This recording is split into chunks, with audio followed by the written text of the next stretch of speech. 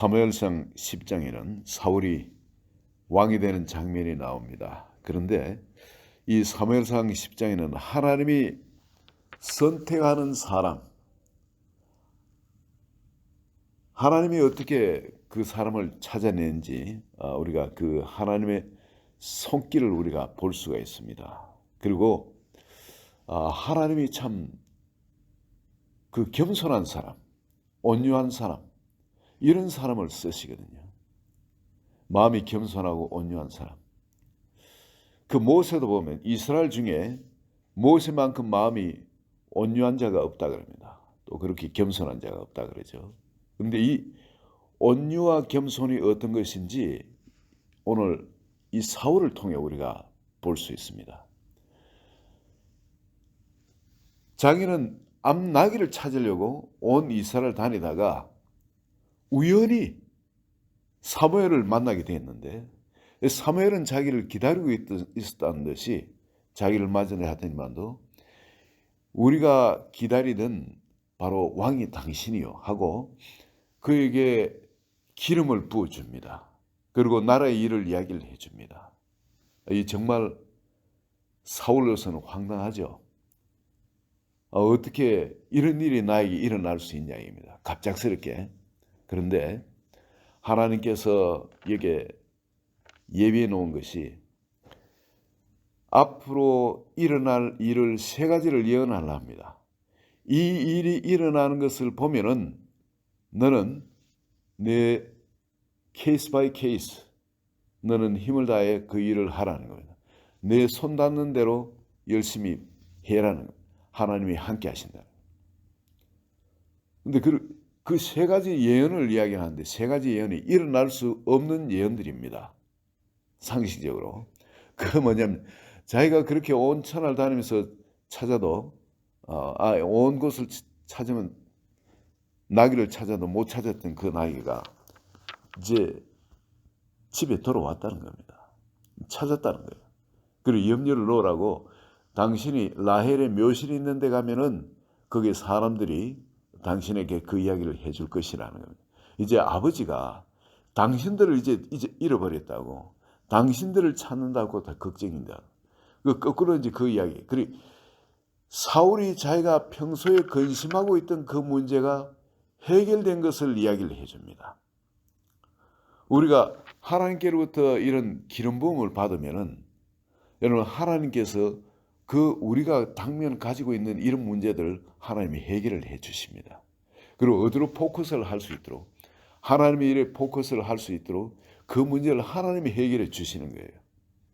내 문제는 산더미처럼 쌓여가지고 이 문제만 해도 이걸 허덕이고 벗어날 수가 없는데 근데 어떻게 하나님께서 하나님의 일을 하라고 그럼 내 일을 하고 이거 다 겹쳐가지고 나는 죽으란 말인가? 어떤 우리 그렇게 생각할 수 있지만은 하나님께서는 내가 갖고 있는 문제를 해결해 주세요. 그리고 이 새로운 일을 하도록 그렇게 열어주시는 겁니다. 그리고 두 번째는 또 예언이 어떤 예언이 일어났냐면은 사울에게는 어떤 생각이 들겠습니까? 이것만 돼도 너무 좋겠다.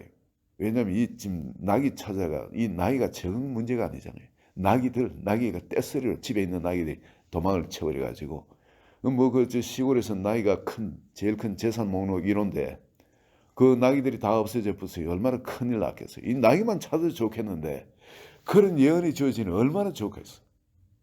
두 번째 예언이 주어집니다. 그만 집에까지 가려면 이게 뭐 어떤 짧은 거리도 아니고 지금 돈 남은 마저 이 선지자한테 바쳐야 된다 해서 종이 그래 이야기해가 그 돈을 선지자한테 바치고 그러면 이 손에 돈이 없는 겁니다. 먹을 식량을 살 돈이 없어요. 집에까지 가야 되는데 짧은 거리는 아니고. 근데 그거 걱정하지 않도록 가다가 떡을 가진 사람이 있는데 거기서 떡덩이 두 개를 당신한테 줄 거라는 겁니다. 그럼 돌아갈 때까지 식량 걱정을 안 해도 되는 겁니다. 여러분 기름 부음이 임하면은 우리한테 우리가 먹고 살 일은 걱정을 안 해야 됩니다. 하나님이 우리의 앞날을 보장해 주십니다. 베델로 올라가는 그 사람들을 만나겠는데 그게 염소 새끼 셋을 이끄는 사람이 또 한 사람이 있고, 한 사람은 떡 3덩이를 가진 사람이 있고, 한 사람은 포도주 한 가죽 부대를 가진 자가 있고, 그런 사람을 만날 것이라. 너무나 앞으로 일어날 일에 정확히 예언을 해줍니다. 절대 미싱할 수 없죠, 이 세 사람은. 그런데 그 중에 떡 가진 사람이 3덩어리 중에 자기는 한 덩어리 하고 당신들한테 한 덩어리 2덩어리를 줄 거라는 겁니다. 이것도 생명부지의 사람한테 이게 이런 예언이 일어날 수 있을까? 이 상식으로는 일어날 수가 없는 일이죠. 절대. 그런데 그런 걸 평소에 경험이나 했겠어요? 일평생 한 번도 경험하지 못했는데. 그런데 그 일이 일어날 거라는 거예요. 그렇게 되면 얼마나 좋을까? 자기가 뭐 왕의 기름 부으면 뭐고 집에까지 굶고 갈 생각하면 까마득한데, 아니 얼마나 좋아요. 근데 그 예언이 그대로 또 일어납니다. 또 하나의 예언이 일어나는데 어떤 그 예언을 주시냐면, 네가 하나님의 산에 이르게 될 것인데 그곳에 블레셋 사람들의 영문이 있다는 겁니다. 그게.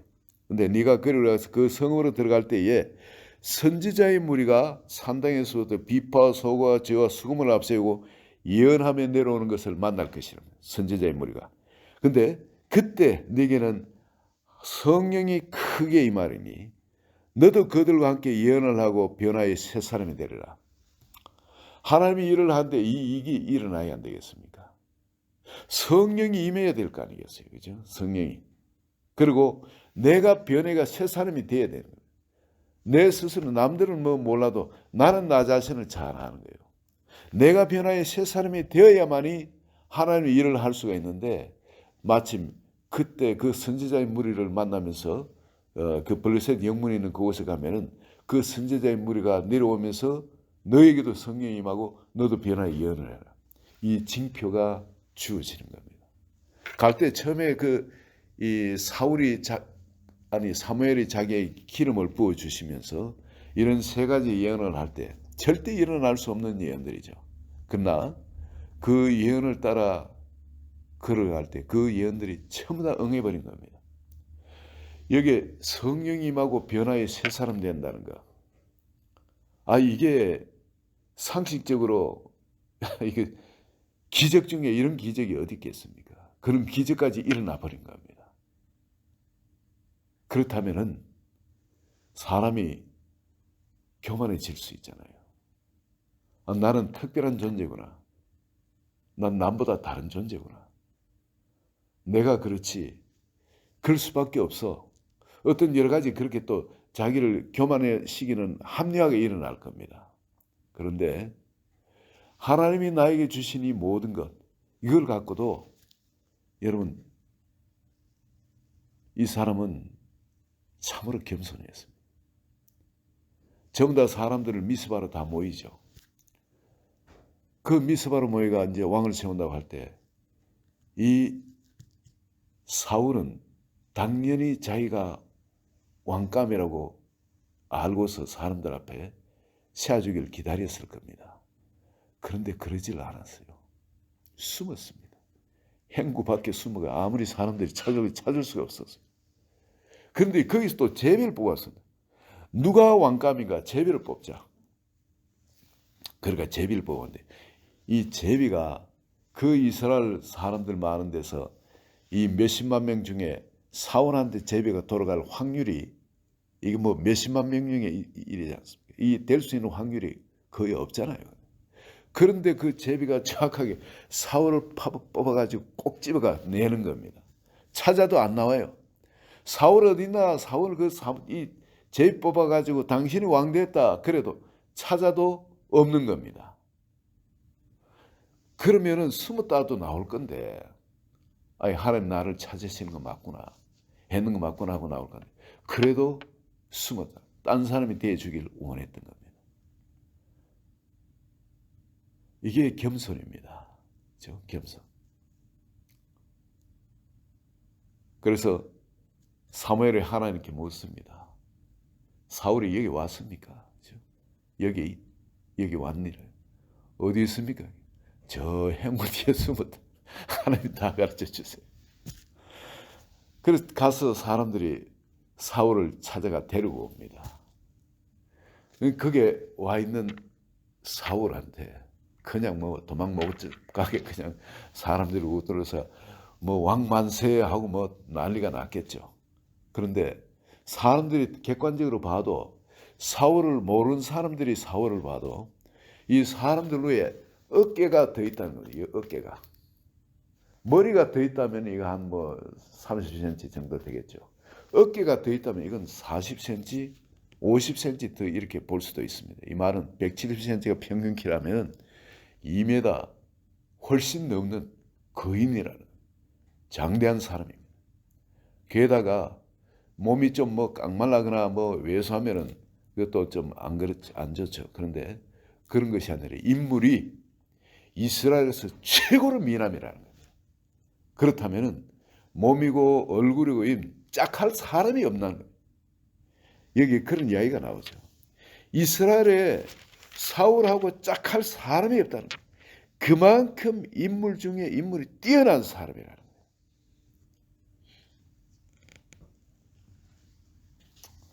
24절에 보시면은 10장 24절 사무엘이 모든 백성에게 이르되 너희는 여호와께서 택하신 자를 보느냐 모든 백성 중에 짝할 리가 없느니라 하고 23절에 보면은 거기서 사울을 데려오는데 그가 백성 중에 선이 다른 사람보다 어깨 이만큼 컸더라는 겁니다. 그럼 다른 사람들은 전부 다 어린애 같은 거기 되면은 국민학생 정도 되는 어린애 같고 여기는 어른이 선 것 같더라는 거예요.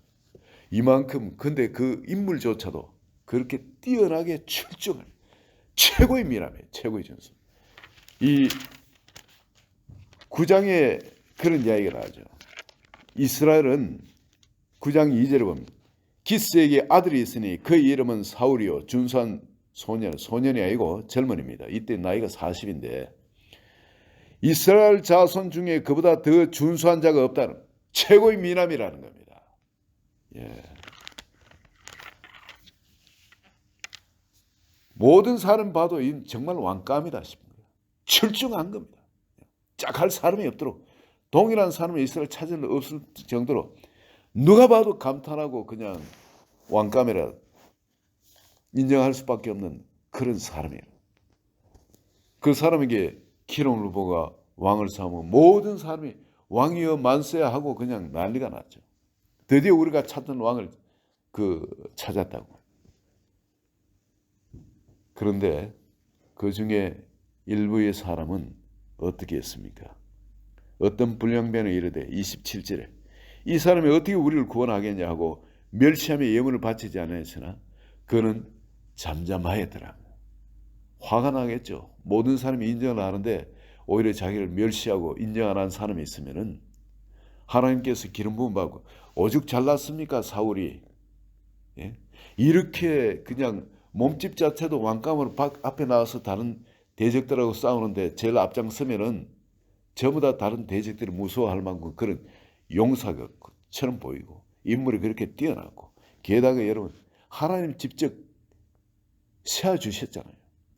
게다가 왕의 기름 부음까지 받았지 않습니까? 속의 사람까지 변화해 새 사람이 되었지 않습니까? 성령까지 남들이 임하지 않은 성령까지 임했지 않습니까?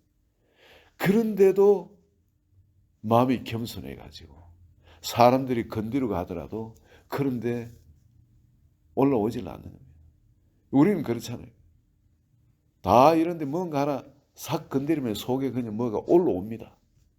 즉 사는 데서 꼬꾸장한 마음을 가지고 갈봐야지 하는 그런 마음도 가지게 되고 인간적인 참 순화되지 못하는 그런 것이 나올 수 있는데 사울은 그러지 않았다는 거예요. 얼마나 이 사람이 온유한 사람이고 얼마나 겸손한 사람이고 얼마나 왕감인지 여러분 하나님의 선택은 실수가 없었어요. 그렇죠? 너무너무 완벽한 선택이었고 또 사울은 정말 왕감 중에서도 왕감이었는 겁니다.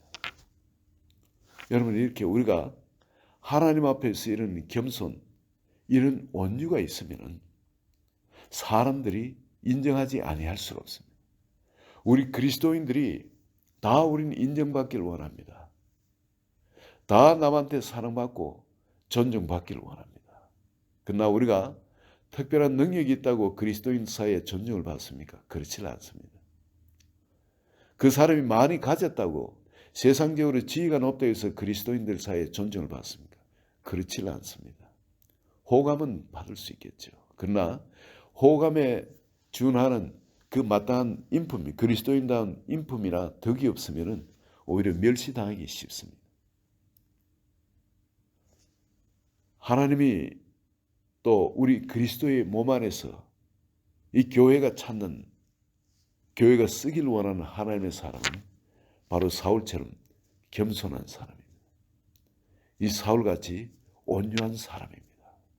그 속에서 이 하나님의 성품이 그릇이 준비되어진 사람, 이런 사람은 다들 좋아하게 되어 있습니다.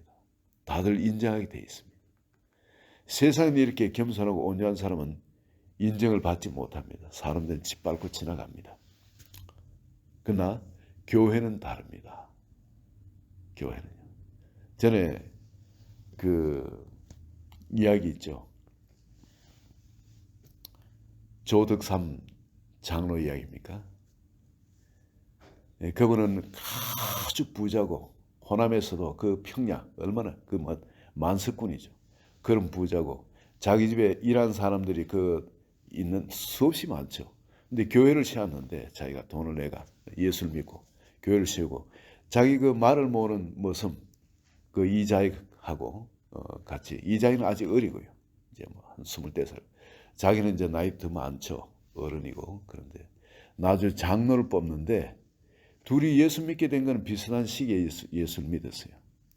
이는 말 몰고 이래 다니다가 어른 모시고 다니다가 예수를 믿게 되었고, 그런데 장로를 뽑는데 사람들이 누굴 뽑았냐면은 전부 다 그 사람 덕에 먹고 살고 그 사람 믿음도 좋고 교회도 세우고 그랬는데 그 조덕삼 씨를 장로로 뽑아야 되는데 그를 안 뽑고 이자익 이 말 몰고 있는 이 종을 장로로 뽑은 겁니다. 이게 교인들이에요, 여러분. 다 쫓아내면은 자기들 묵고 살 길도 없어져요. 그럼에도 불구하고 여러분 하나님의 손길에 따라서 이 자익을 그 종을 장로로 뽑고 조덕삼 씨 그 사람을 뽑은 게 아닌 겁니다. 그런데 이 조덕삼 씨가 얼마나 또 위대한 사람이냐면 그 종을 장로로 뽑아가지고 그렇게 겸손히 섬기며 그를 알아보고 신학까지 시켜가 담임 목사로 각 뜻이 모시며 그를 살았던 사람. 이 교회가 참 이런 모습이 얼마나 아름답습니까? 이 온유와 겸손이 이 두 사람한테서 이 온유와 겸손이 철철 넘칩니다. 이런 교회는 부흥 안 될 수가 없죠. 이런 뭐 은사가 얼마나 있니 얼마나 가졌니 세상에 알아주니 상관이 없는 거예요. 이 두 사람한테 풍겨나오는 이 온유와 겸손의 이 거룩은 세상 사람들을 취하게 할 향기가 풍겨나오는 거예요. 거기는 정말 그리스도의 빛이 나타나는 하나님의 영광이 드러나게 되는 거예요.